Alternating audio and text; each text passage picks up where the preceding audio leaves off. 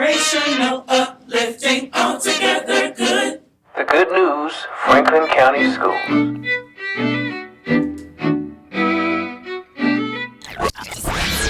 Welcome to WFCS Radio, the Good News Franklin County Schools podcast. The Good News Franklin County Schools podcast was created to share the amazing work taking place within our district as we highlight all things inspirational, uplifting, and all together good. I am your host, Dwayne McIntosh, and I am joined today by two lovely ladies from Long Mill Elementary School. First, we have the principal, Mrs. Bichette Dunn, and our newly crowned District Beginning Teacher of the Year, Ms. Meena Kannan. Ladies, welcome to the show today. How are we doing? Thank you. Thank you. Thanks for having us.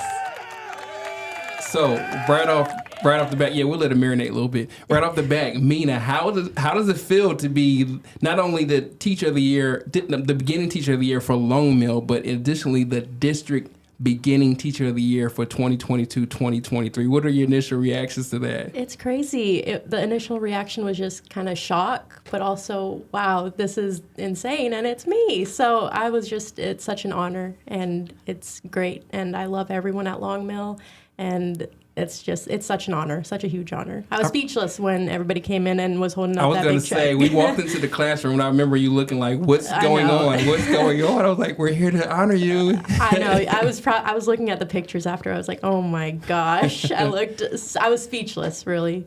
And one thing that was a blessing to me to see was how your kids reacted to that. Your students, they were so excited for you there. Immediately, they was like, can we get in the picture with you? So obviously, you're doing something amazing for your students to respond to seeing you get awarded like this so early on. So congratulations to you. Thank you.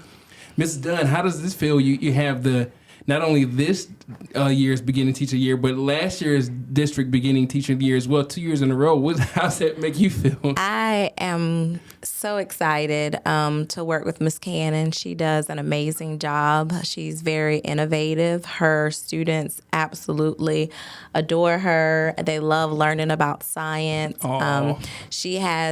She's really sparked a passion for science in her students. And when you go in her classroom, students are collaborating. We're really pushing collaboration at our school. Okay. And Ms. Kannan is constantly allowing her students to participate in hands-on learning and just really pushing working together and learning and growing together, which I feel like is powerful. And I am so excited that she has this honor. And, I look forward to all the things that Ms. Kannan is able to accomplish. Nice. I didn't want to cut you off, but you were dropping so many gems about her awesomeness. I had to throw a couple air horns in for that. So that is awesome. That's awesome. So on that note, and you talked about the things you do, creating that excitement for students and being innovative. What are some of those strategies that you're seeing and that you're doing that our kids are like making them react the way they are? I think I've just always had a passion for science. Okay. I went to college at Virginia Tech for science. Like all my concentrations were in science, and just spreading that love that I have onto a new generation and younger minds is something that I've always been passionate about. I think that passion just transfers over. So it's been really cool watching them just have that love of science, like Ms. Dunn was saying. Your educational background, you said you went to Virginia Tech. Yes. Tell us a little bit about that, if you don't mind. Sure. I went to Virginia Tech. I graduated in 2021 with a Bachelor of Science in Psychology and a concentration in hard sciences, so chemistry and biology. Okay. And so are you from the Virginia area? I'm actually from D.C. Okay. So, yeah. And then I was at a career fair, actually, and Miss Frida Clifton and Mike Zaleski met me there, and I loved them and everything they were saying about Franklin County, and then I decided to come here from D.C. Kudos to our Human Resource Department recruiting in D.C. to get some great folks like you to come down here. So this is year 1, year 2 for you? This is going to be year 2 for me. Year 2. Awesome. That's awesome. Mm-hmm. And so what are some of those strategies that you've seen in these past 2 years that you feel like Ms. Kannan has put in place to make kids like, wow, I love science now? Yes. So when you walk into her classroom, oftentimes you'll see students engaging in science experiments. They're able, like I said, to do a lot of hands-on learning. Students are not, her classroom is not a sit and get. It's not just sitting in classroom and taking notes. She had an online program that she pushed last year that she really liked, which was iExcel. And so through that program, there was a lot of interactive activities and things that students did. She transferred that over to having students work in groups on projects. Not only are students working in groups, but they have different roles. So they have an opportunity to be leaders in their groups. They are discussing topics after they work on assignments. So different things like that with communication. And when we start thinking about 21st century skills and things that students are going to need to do, technology, different things like that, she really pushes the envelope with those things. And it's engaging. We always talk about students being engaged, and by the time they get to 5th grade, you know, some students are at a point where school may possibly be boring for them. But students are excited to go to science class. I talk to the students all the time, and I'll say, "What'd you learn today?" And most of the time, it's a science topic. Wow. They are really interested in science. And again, like Ms. Kannan said, I think her passion for science has transferred over to students, and they're better because of that. So we're very thankful for everything that Ms. Kannan has done and the strategies that she's using in her classroom. And I am just really, really impressed with what I've seen from Ms. Kannan over the last 2 years. Wow, I'm excited. I want to go visit your classroom and just learn something. We'll give it up for that. That's congrats. That's awesome. That's awesome. You know, science, I guess I didn't go to school for teaching, so I went to school for science, but I fell in love with teaching while in college. So it kind of balances itself out because I'm teaching what I love, which that helps. So when did that click for you? When did you say, "Hey, I want to teach"? Like, if you know. I volunteered like a Lunch Buddies program with elementary school kids in college, and I just loved it from the first second. So just seeing that spark when you tell somebody a science concept and they understand it or they relate to it, that's been cool so far. That's awesome. That is so awesome. All right, so knowing that and going to that event and now teaching for either one of you, what do you think makes a good teacher? I mean, is it a great program? Is it a great school? What is that thing to you that makes a great teacher? I think to me, it's just the relationship with your students. I think I tried last year to have really connected and great relationships with each and every one of them. And through my relationships, I feel like they listened more, they paid attention in class, and we were able to do a bunch of fun stuff at the same time. So those relationships definitely, I think, helped me out. Yeah, definitely. Yeah. Foundation having those relationships. What do you think, Ms. Dunn? So I think that you spoke to it earlier when you all came to announce that she had won Beginning Teacher of the Year for the district, that the students were cheering and they were so excited. They were hugging Ms. Kannan. They came around and they wanted to take a picture with Ms. Kannan. And again, that goes back to those relationships and making sure that students feel welcomed in your classroom.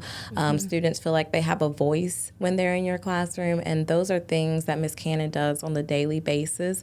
And I feel like because she has such great relationships with her students, in turn, they're learning. And I mean, last year, Ms. Kannan's students, they soared in science. That's awesome. They made significant growth, and I would contribute that to the fact that Ms. Kannan has built those positive relationships. And I would second that I think before students can begin to learn, they have to know that you care about them. And students can tell if their teacher cares about them. So I think that relationships would be the number one thing on my list as well. That's awesome. And like you said, it has to be organic and authentic, like especially the little ones, they know. Without a doubt. Definitely. They do. They do. And it's just little things like asking them about their day or their favorite movies or their favorite TV shows or their favorite comic books. Just those little things, they make a world of difference with the kids. That's just knowing amazing. that you remember those things. That's awesome.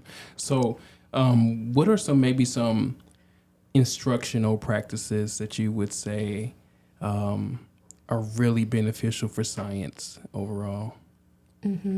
I think just like Ms. Dunn touched on earlier, the collaborative process has been very helpful for me. We have our desks set up in pairs, so almost everything that they do is collaborative.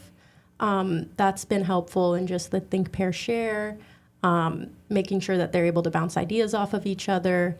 Any experiments we do in groups. So all that group think, I think, is just able to help them think of new ways to think, right? Thinking of new ways to think. So just that open-mindedness that we're cultivating in the classroom through group projects, through partner work, all of that, I think that helps the most. That's awesome.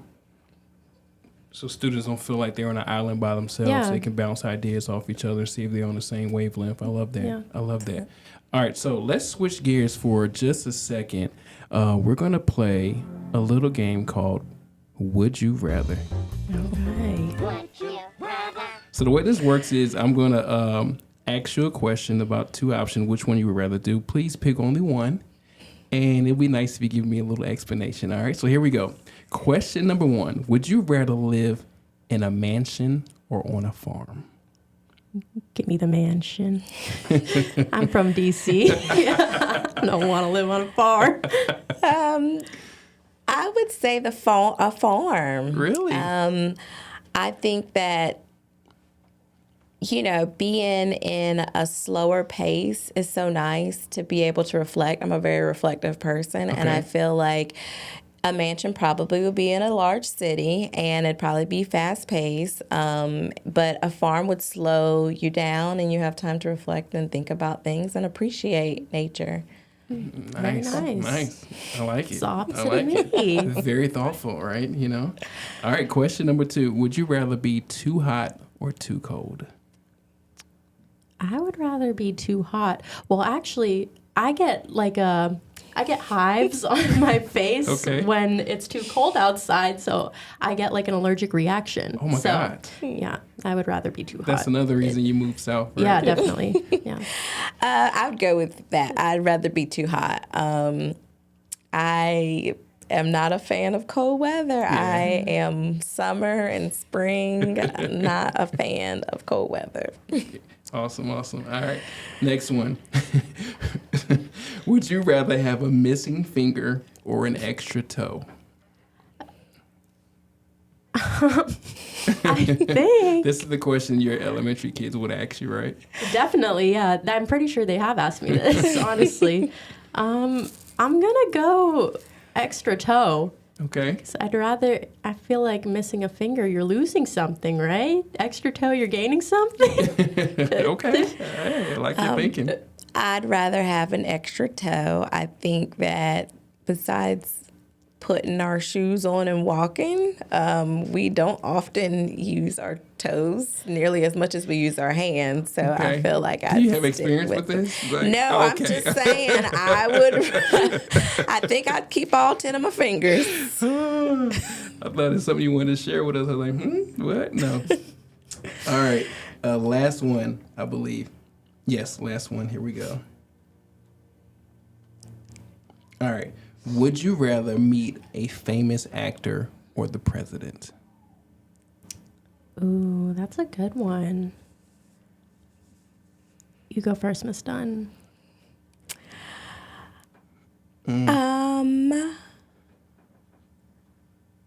I think the president, regardless of what political party or president is in office, I always think that's something that you would be able to share as like a memory that you met a president.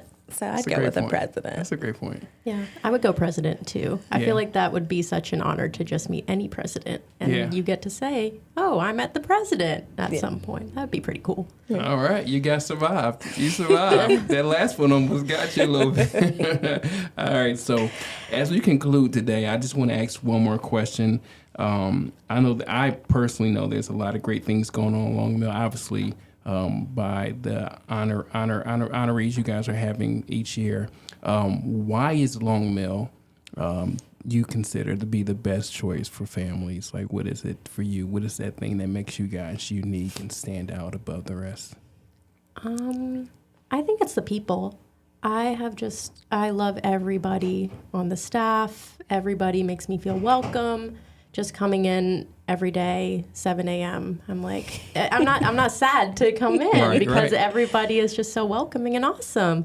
And Miss Dunn is super helpful with everything. And it's just such an open, welcome, loving, positive environment. And Miss Dunn cultivates that 100%, and the rest of the administration.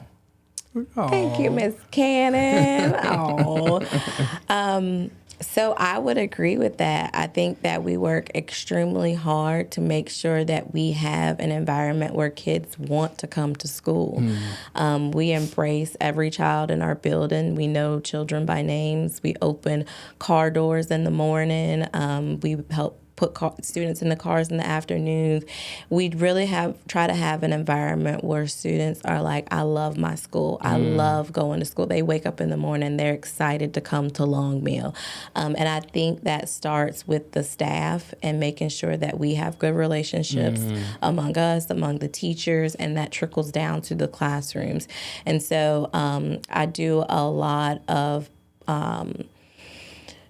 talking with our staff about positive relationships amongst each other, and then also with our students. So we embrace them. We love our students. It is a great place to learn and grow, and we have high expectations at our school.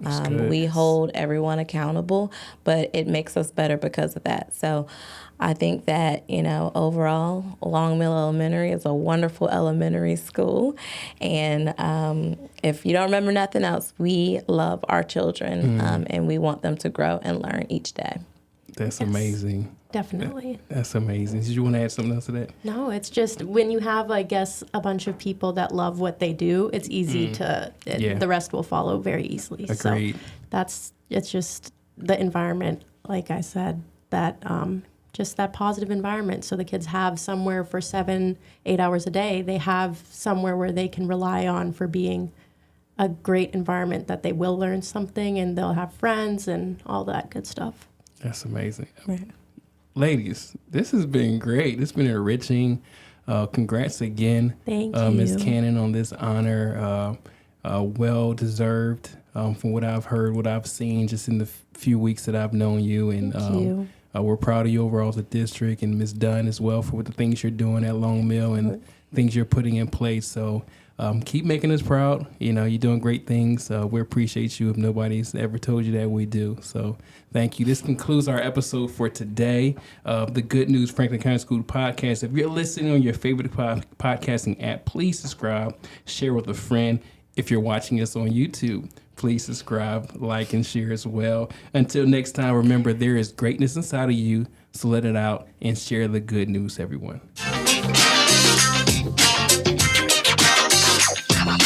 Inspirational, uplifting, altogether good. The Good News Franklin County Schools.